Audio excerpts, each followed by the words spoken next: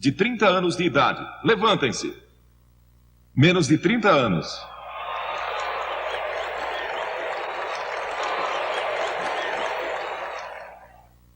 Mas parece que todos se levantaram. Conheço uma senhora de 105 anos de idade. Isso me dá a esperança de que possa voltar aqui dentro de 23 anos.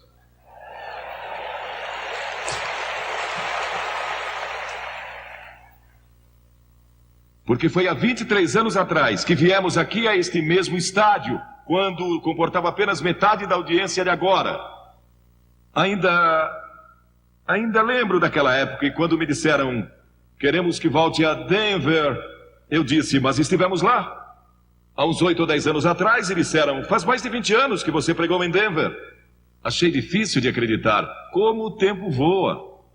Eu prego com frequência em universidades, faculdades e em seminários e um estudante universitário me fez uma pergunta durante uma das reuniões há algum tempo. Desde que você atingiu uma idade avançada, ele perguntou. Ele disse, qual foi sua maior surpresa na vida? Respondi, a brevidade da vida. Eu não pensei que a vida passaria tão depressa ou seria tão breve.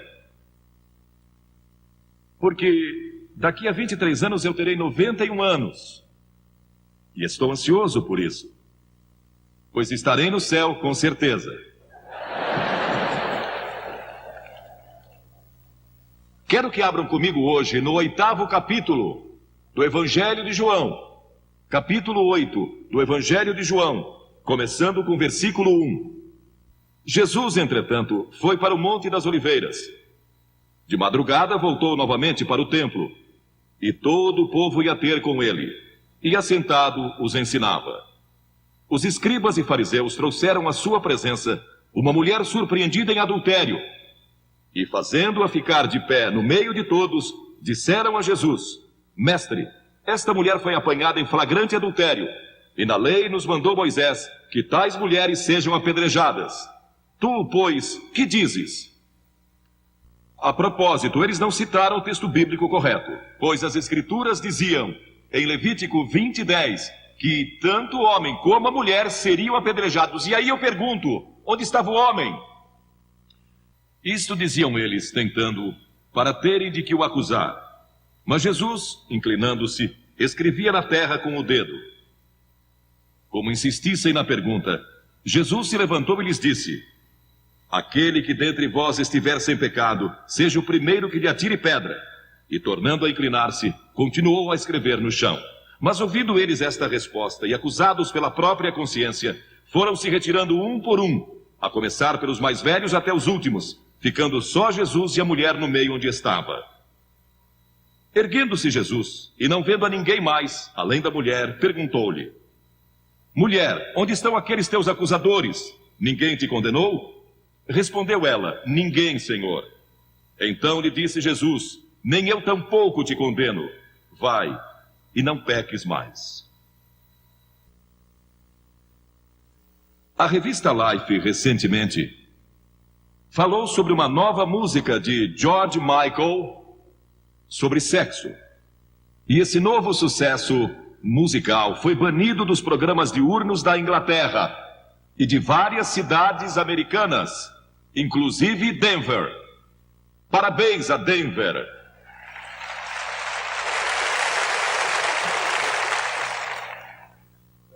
O título é tão horrível que nem vou mencioná-lo. E um porta-voz da BBC, a British Broadcasting Company da Inglaterra, que disse, numa época em que estamos tentando combater a AIDS, essa música anula nossos esforços. Um ator de Hollywood largou a esposa e saiu com uma mulher que encontrou num clube e dormiu com ela aquela noite. Quando acordou, descobriu que ela já tinha saído, deixando um recado com batom no espelho do banheiro. Para o seu horror, bem-vindo ao mundo maravilhoso da AIDS. Nosso secretário da saúde, o Dr. Coop, que é um crente maravilhoso e um extraordinário professor da Bíblia, declarou que a AIDS é sempre uma doença fatal e já matou muitos milhares de americanos. E está afetando cada vez mais a população heterossexual. E centenas de milhares, pensem só nisso, centenas de milhares, têm o vírus da AIDS. E muitos nem sequer sabem. A maioria deles não sabe. A AIDS é transmitida pelo sexo e pelo uso de agulhas intravenosas contaminadas. Vemos tudo isso na televisão. Ou pode ser transmitida ao feto, quando a própria mãe tem AIDS. E temos muitos casos assim na América. O Dr. Coop prevê, baseado em estatísticas recentes, que mortes por AIDS, em escala mundial, atingirão o nível de milhões nos próximos 10 anos. Dezenas de milhões de pessoas terão AIDS daqui a 10 anos. Embora o governo dos Estados Unidos tenha investido milhões em pesquisas nos últimos anos, perto de $1 bilhão, não há cura à vista. Nenhuma cura à vista. Falei com o Dr. Coop pelo telefone. Ele disse que não há cura à vista. Não há vacina. E não há qualquer esperança de que uma cura seja ainda encontrada nos próximos 2 anos. Uma revista americana comentou que estamos sentados na sala de espera do Aeroporto Internacional de Sodoma e Gomorra. De acordo com o estudo apresentado, uma das implicações econômicas da AIDS é que ela vai causar uma hiperinflação. Trilhões de dólares serão necessários para cuidar dos milhões de pacientes de AIDS no futuro. Ao passo que, ao mesmo tempo, perderemos a produtividade e os impostos desses milhões de trabalhadores. A AIDS pode levar à falência as companhias de seguro de vida no mundo todo, pois centenas de milhares de pessoas morrerão muito antes do tempo previsto pelas tabelas de mortalidade. Maurice Hellman, dos laboratórios Merck Sharp & Dohme, declarou há algum tempo atrás que a disseminação da AIDS poderia ser estancada amanhã se o uso de drogas intravenosas e certas práticas sexuais fossem abolidas. Perguntaram ao Dr. Coop recentemente na televisão, eu assisti, qual era a solução. Ele disse, basta dizer não ao sexo ilícito e às drogas. E nós até esquecemos.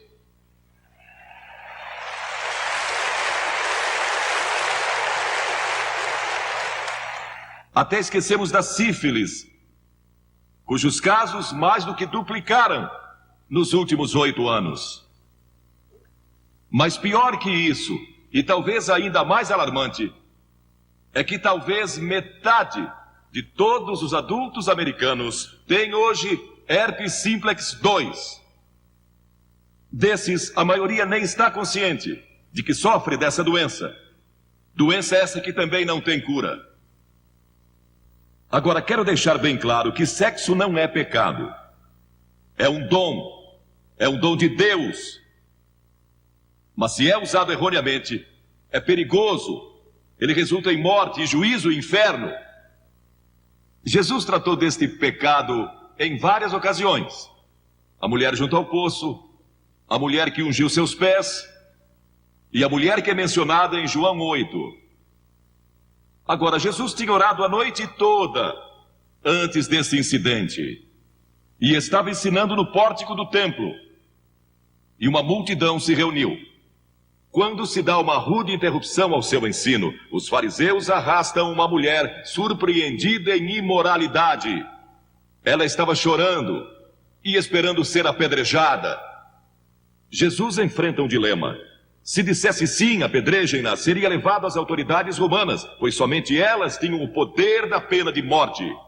Se dissesse não a apedrejem, estaria quebrando a lei de Moisés, quebrando a lei dos judeus, e seria apanhado de qualquer forma. Mas Jesus se inclinou e escreveu na areia, e o que ele escreveu chocou e espantou os fariseus.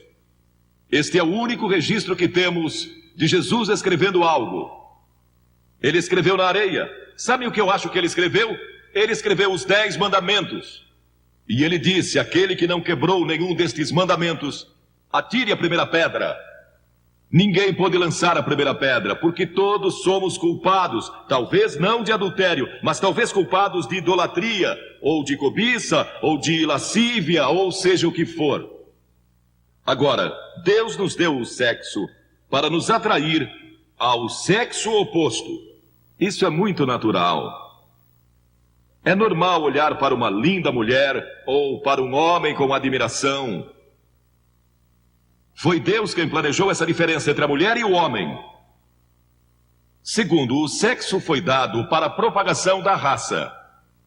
Nenhum de nós estaria aqui hoje se não fosse pelo sexo. Estamos aqui graças a ele. E foi assim que Deus o planejou, no contexto do matrimônio, para produzir filhos. E terceiro, foi dado como um meio de expressar amor profundo e total no contexto do casamento.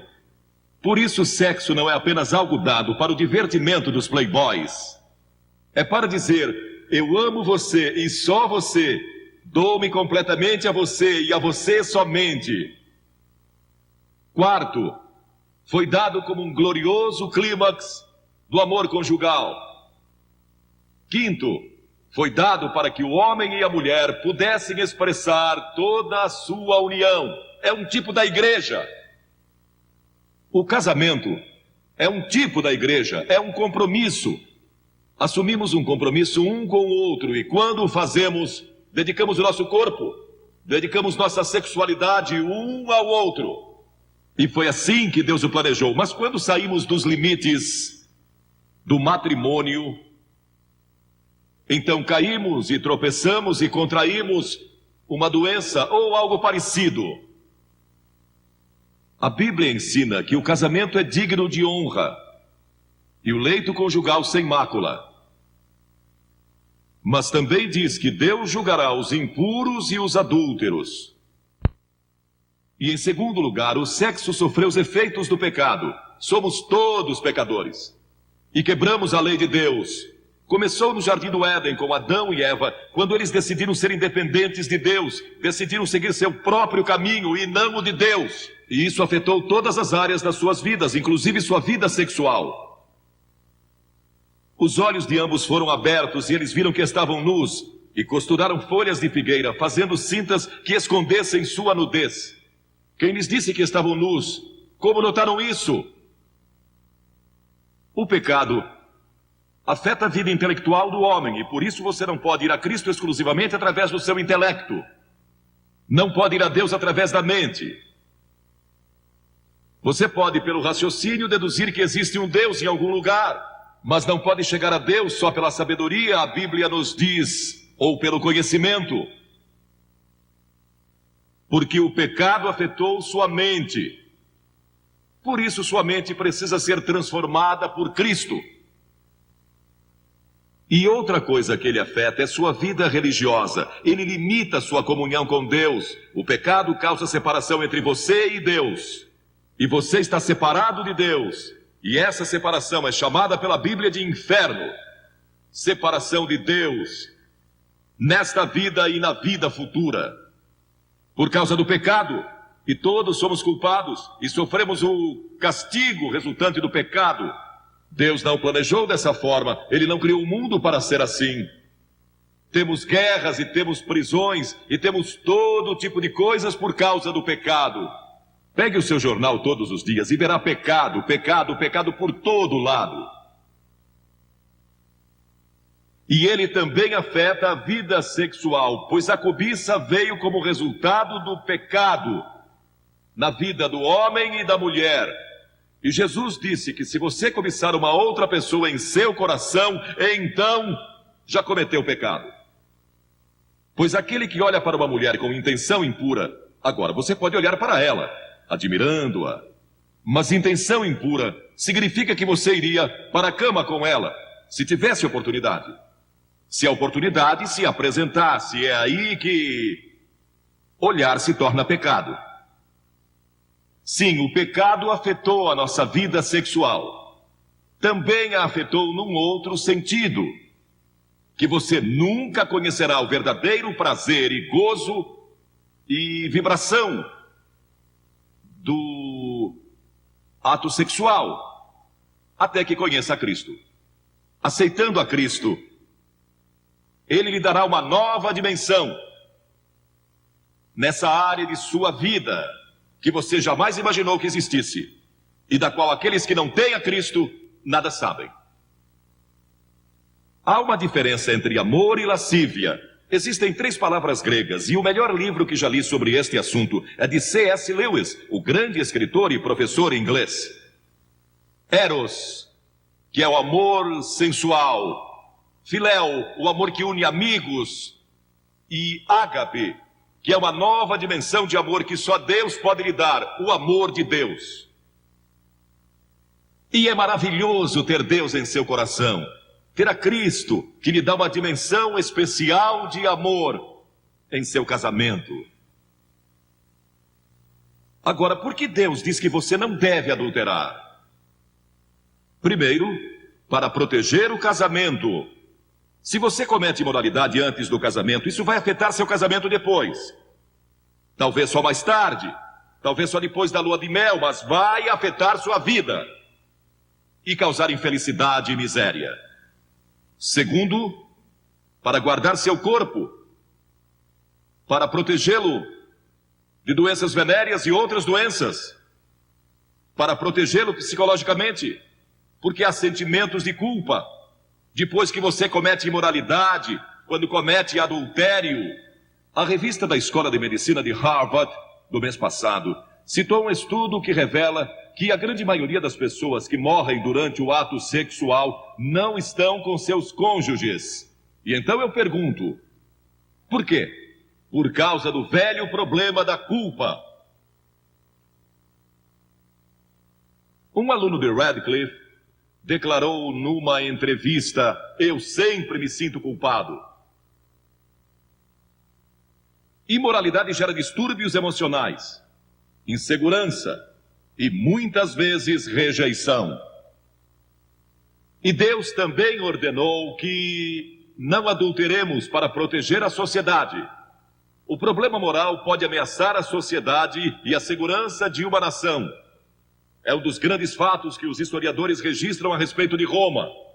Roma caiu por causa da imoralidade. Lemos que dos últimos 15 imperadores romanos, 14 deles foram pervertidos sexuais. Se tivermos outra depressão ou guerra na América, será que teremos a força moral para resistir e sobreviver? Ou cairemos como Roma, quando povos mais fortes invadiram suas fronteiras?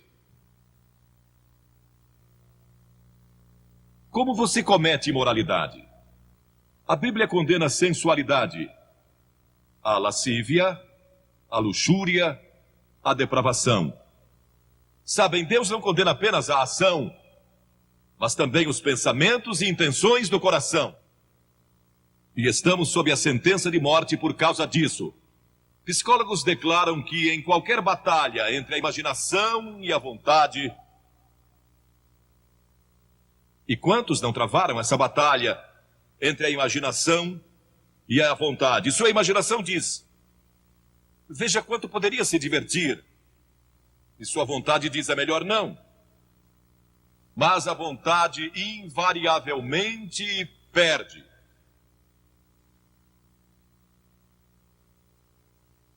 A imaginação vai vencer.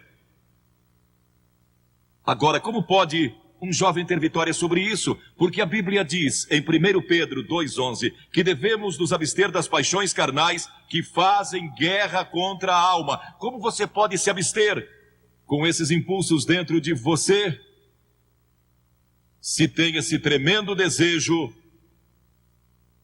alimentado pela televisão e pelas revistas e onde quer que você olhe? Não creio que possa, como uma pessoa jovem hoje, nesta geração, sem Cristo no coração. É quase impossível. Você pode sobreviver se nasceu de novo. A Bíblia diz que precisamos nascer de novo. Há um ano atrás surgiu um best-seller de John Nesbitt, intitulado Novas Direções Transformando Nossas Vidas. Paulo, em Romanos 12, diz que devemos ser transformados pela renovação da nossa mente. No ano passado fizeram um filme intitulado Os Transformadores. Quem é o verdadeiro transformador? Vou lhe dizer quem é o verdadeiro transformador, é Jesus Cristo, que disse: você precisa nascer de novo se quiser ver o reino de Deus. Você já nasceu de novo? Tem certeza disso? Está seguro? Cristo vive em seu coração para lhe dar poder e força para resistir às tentações desta hora. Ele nos transforma quando nascemos de novo, não pela religião. Tenha um relacionamento com Cristo. Deixe que Ele controle sua vida constantemente. Mas então você pergunta: como é que eu nasço de novo?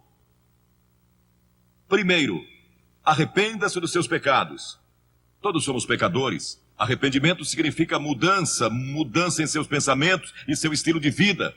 Você está disposto a deixar Deus entrar, transformando numa nova pessoa? É algo que só Deus pode fazer. É uma obra sobrenatural. Você não pode fazê-lo. Não pode transformar a si mesmo. Deus tem que fazê-lo. O Espírito Santo tem que fazê-lo. E quando se arrepende e diz a Deus: Senhor, eu quero deixar meus pecados. Quero mudar todo o meu estilo de vida. Isso é se arrepender. E segundo, você vem pela fé. Fé significa entrega. Você se entrega a Cristo como seu único Salvador, seu único Senhor. E Ele entra em seu coração pelo Espírito Santo. E Ele lhe dá um poder que você normalmente não teria. Um poder para resistir às tentações, poder para produzir o fruto do Espírito e verdadeiro amor, alegria e paz em seu coração. E então você estuda a palavra de Deus, o passo seguinte. Isso se torna sua fonte de força. O estudo da Bíblia. A fé vem pelo ouvir e o ouvir pela palavra de Deus, a Bíblia diz. E Filipenses 2,5 diz: tende em vós o mesmo sentimento que houve também em Cristo Jesus. E a Escritura diz: de que maneira, no Salmo 119, de que maneira poderá o jovem guardar puro o seu caminho? E então, o próprio salmista dá a resposta: observando segundo a tua palavra. Estude as Escrituras, estude a Bíblia, e isso lhe dará uma força que você nunca teve antes. E terceiro, busque pureza espiritual. E isso significa gastar tempo em oração. Jesus disse no Sermão do Monte: bem-aventurados os limpos de coração, porque eles e só eles verão a Deus. Pureza de coração é só através de Cristo. E quarto, obediência. Aquele que tem os meus mandamentos e os guarda, esse é o que me ama. Você guarda meus mandamentos? 2 Timóteo 2,22 diz: foge das paixões da mocidade. Foge delas quando o diabo vem com cobiça e tentação. Fuja. Duas coisas: cite as Escrituras e você vai ver como isso é importante. Cite as Escrituras e fuja daquela tentação. E Paulo disse na Bíblia: não vos sobreveio tentação que não fosse humana, mas Deus é fiel, e não permitirá que sejais tentados além das vossas forças. Pelo contrário, juntamente com a tentação, vos proverá livramento, de sorte que a possais suportar. Sempre que você for tentado, lembre-se disso. Todo ser humano passou por esta mesma tentação antes, inclusive Jesus. E Deus sempre provê um escape. Portanto, não há desculpa. Você não poderá comparecer diante do juízo dizendo que não teve poder para resistir. Deus provê um meio de escape. No momento em que a tentação vier, lembre-se disso. Deus lhe deu um meio de escapar dela. Procure-o e o encontrará. Pois foi prometido em 1 Coríntios 10:13. Agora, estes princípios não são apenas para os jovens, são para os adultos também. Todos nós precisamos desses princípios em todas as fases da nossa vida. Paulo, escrevendo ao jovem Timóteo, disse: conserva-te a ti mesmo puro. Conserva-te puro. Quantos de nós aqui somos puros?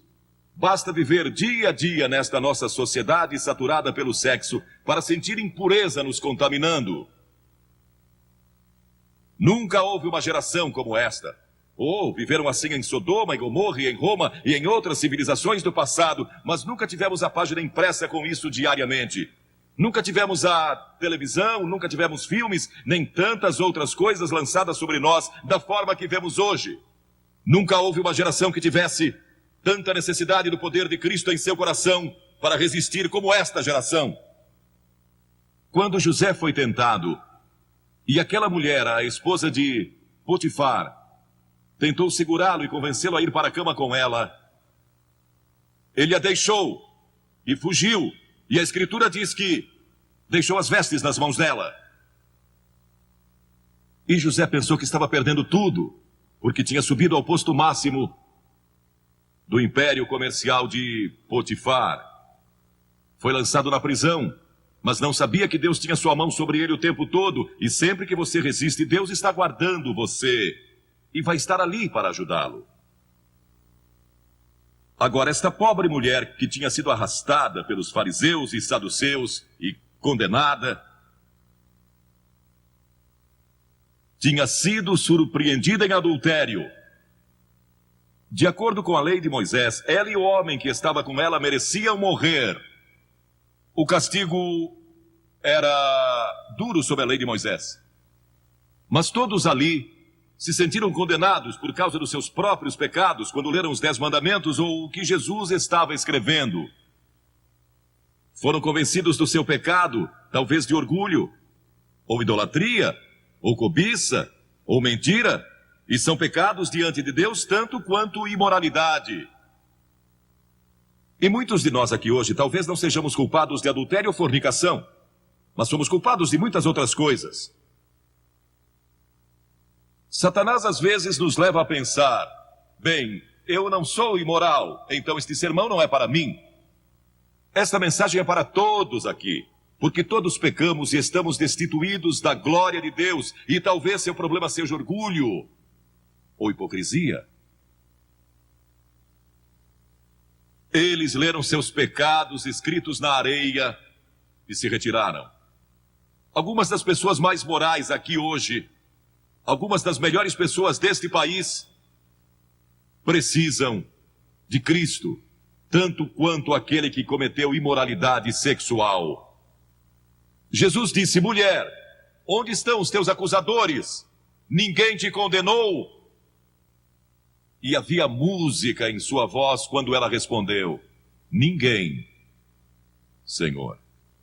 Naquele momento ela recebeu Cristo como seu Senhor, porque este é o sentido da palavra no grego, meu verdadeiro Senhor.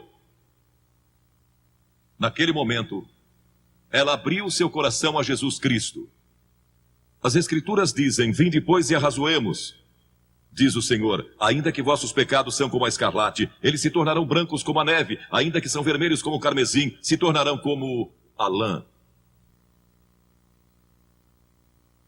Como pode ser isso? Por causa da cruz.